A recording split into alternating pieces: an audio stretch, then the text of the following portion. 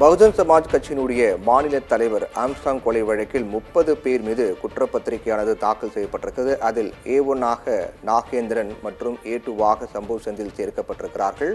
Armstrong கொலை வழக்கில் 30 பேர் மீது இந்த குற்றப்பத்திரிகையானது தாக்கல் செய்யப்பட்டிருக்கிறது. பகுஜன் சமாஜ் கட்சியினுடைய மாநில தலைவராக இருந்த ஆம்ஸ்ட்ராங் கடந்த ஜூலை மாதம் 5ஆம் தேதி வெட்டி படுகொலை செய்யப்பட்டார். இந்த கொலை சம்பவம் தமிழகம் முழுக்க மிகப்பெரிய அதிர்ச்சியையும் அதிர்வுகளையும் ஏற்படுத்தியது. அதைத் தொடர்ந்து போலீசார் தீவிரமாக விசாரித்து வரக்கூடிய சூழ்நிலையில் 5000 பக்கங்கள் கொண்ட குற்றப்பத்திரிகை எழும்பூர் நீதிமன்றத்தில் தாக்கல் செய்திருக்கிறது காவல்துறை. அதில் ஆம்ஸ்ட்ராங் கொலை சிறையில் இருந்த ஆம்ஸ்ட்ராங்கை கொல்ல சிறையில் இருந்து திட்டம் தீட்டியதாக நாகேந்திரன் முதல் குற்றவாளியாக சேர்க்கப்பட்டிருக்கிறார்.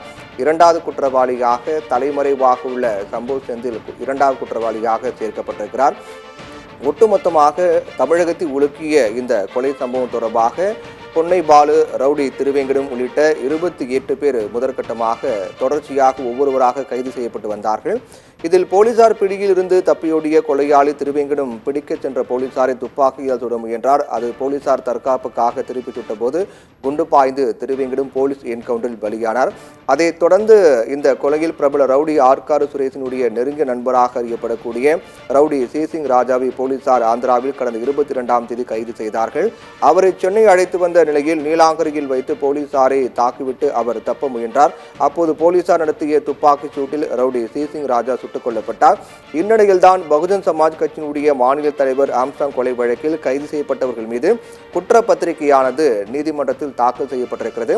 இந்த குற்றப்பத்திரிகை பொறுத்தவரையில் 5000 பக்கங்களை கொண்டதாக இந்த குற்றப்பத்திரிகையானது உள்ளது.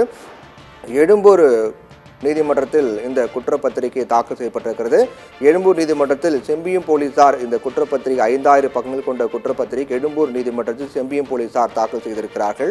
ஆம்ஸ்ட்ராங் கொலை வழக்கில் கைது செய்யப்பட்ட 28 பேரில் 25 பேர் மீது குண்டர் சட்டம் பாய்ந்துள்ளது என்பதும் குறிப்பிட வேண்டிய விஷயமாக இருக்கிறது. 28 பேர் கைதாகினார்கள். 25 பேர் மீது குண்டர் சட்டம் பாய்ந்திருக்கிறது. மொத்தமாக இந்த 5000 பக்கங்கள் கொண்ட குற்றப்பத்திரிகையானது எழும்பூர் நீதிமன்றத்தில் செம்பியம் காவல்துறையினர் தாக்கல் செய்திருக்கிறார்கள்.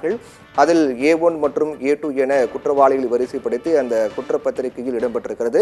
A1 Nagendran, A2 Sambhav Senthil. நாகேந்திரனை பொறுத்தவரையில் சிறையில் இருந்தே ஆம்ஸ்ட்ராங்கை கொல்ல திட்டம் தீட்டியதாக அவர் A1 குற்றவாளியாக சேர்க்கப்பட்டிருக்கிறார்.